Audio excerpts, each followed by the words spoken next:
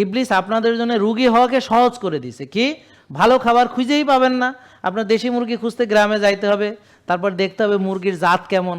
বিয়ে বাড়িতে মানুষ যায় না, মেয়ের জাত বংশ দেখে, তা আমাদের দেখতে হবে মুরগির জাত কেমন, মুরগির চরিত্র কেমন, মুরগি খায় কি, মুরগি কোথায় ঘোরাফেরা করে, মুরগি রোদে যায় কি না, মুরগি দৌড়াদৌড়ি করে কি না। হ্যাঁ, ব্যাপারটা বুঝতে পারছেন? তো যদি মুরগির ক্যারেক্টার ঠিক না থাকে আর যদি মানে তার বংশ ঠিক না থাকে, তাহলে সেই মুরগি খেয়ে আপনি ভালো থাকবেন না। তাই এটা তো খুঁজে বাইর করতে হবে আপনাকে, যে এরকম মুরগি কোথায় পাওয়া যায়, দূরবীন দিয়া অনুবীক্ষণ যন্ত্র দিয়ে খুঁজতে হবে, তাই না?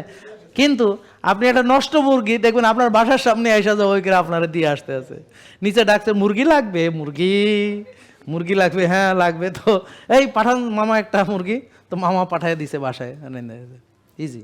বা ফ্রিজের মধ্যে 10টা এনে রেখে দিছে, ফ্রিজ খুললাম মেহমান, কোনো চিন্তা নেই। তাহলে ইবলিস কি করছে আমাদেরকে, একে তো হচ্ছে নলেজ যেটা আছে সেটা যেন আমি ব্যবহার না করি। তো সারাক্ষণ সে বলে যে খবরদার তুমি জানো ব্যায়াম বলো, কিন্তু খবরদার তুমি কিন্তু লড়বা না, তুমি খবরদার লড়বা না, তুমি কিন্তু নিজের মাজা কিন্তু লড়াবো না। তাহলে নিজের মাজা কি হবে, ওটা ডাক্তারের জন্য রেখে দাও, ওরা কাটাছেড়া করবে, ওটা পরে দেখা যাবে, ওটা ব্যথা হবে, দেখবা এই হবে সে হবে। হ্যাঁ, এইটা ডাক্তারের জন্য উঠায় রাখো, এটা যত্ন করে রেখে দাও, হাঁটুগুলো ডাক্তারের জন্য রেখে দাও, ওরা কাটবে। তো এটা আমি যেন এটার ব্যবহার না। জেকে লাইফস্টাইল লিমিটেড, ওষুধ মুক্ত সুস্থ জীবন।